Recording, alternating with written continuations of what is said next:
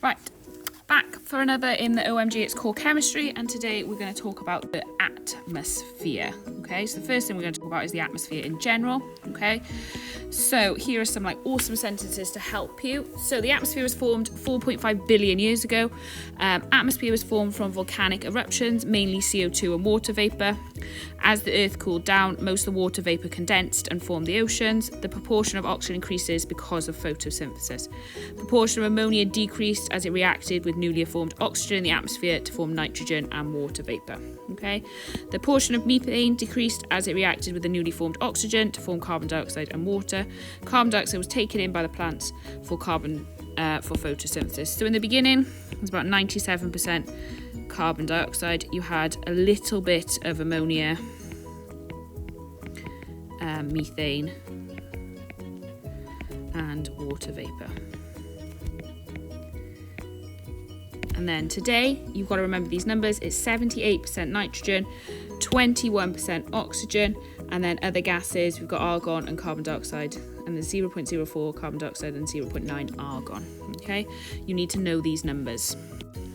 Next thing then, the balance between carbon dioxide and oxygen. So we talked about this an awful lot. So the percentage of oxygen in the atmosphere remained constant for almost thousands of years. This was due to three important processes that occurred simultaneously and balanced out any changes.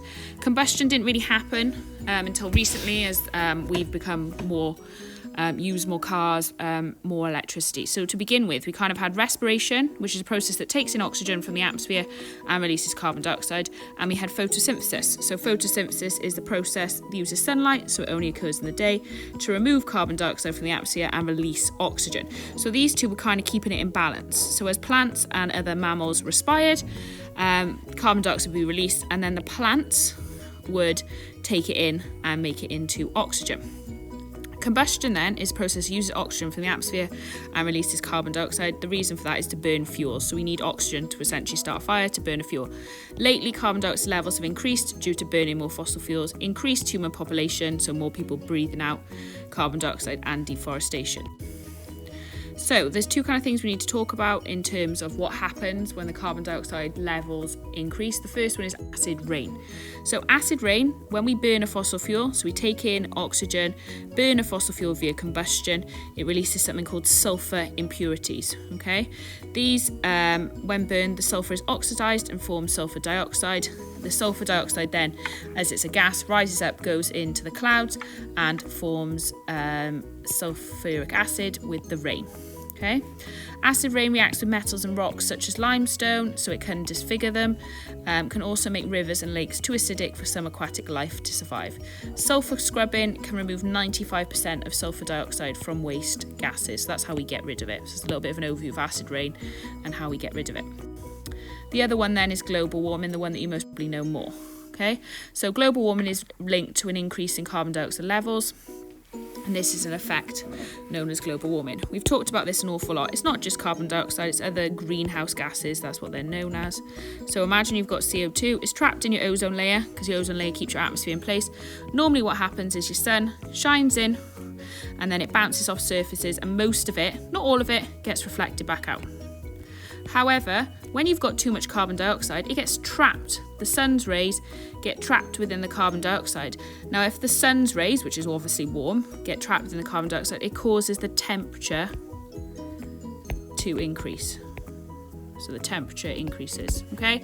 Then as the temperature increases, that can cause sea levels to rise, loss of habitat for certain species, and more extreme weather. We can reduce carbon dioxide levels by using renewable fuels, insulating your home, mass transports, or walking instead of using a car, and carbon capture. Carbon capture is when you install machinery, mainly to factories, but you could install it on your car, and it captures all the carbon before it's released into the atmosphere. You then have, unfortunately, drums full of CO2. So you've collected CO2 and other impurities, massive drums. The problem with that then is they often end up in the ocean, or we bury them somewhere. So there's still a big problem with what we do with the CO2 after we've released it. So pause the video, have a go at questions, and then once you're done, unpause the video, go through the answers. So describe how the atmosphere has evolved. Originally it was CO2, but then the volcano stopped erupting. When the volcano stopped erupting, the water vapour condensed.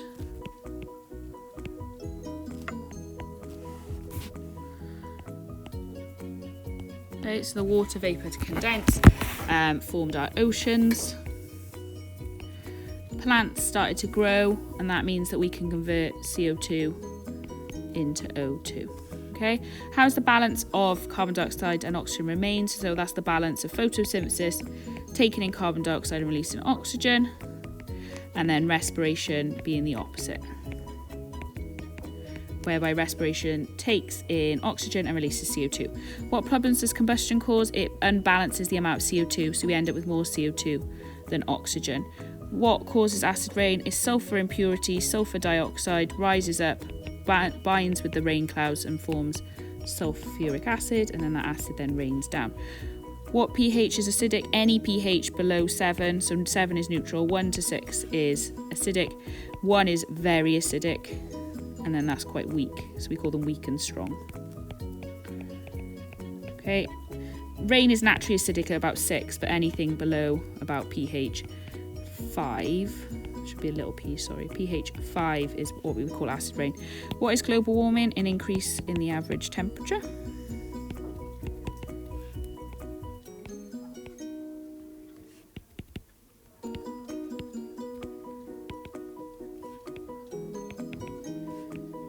Okay, so an increase in the average temperature of the Earth.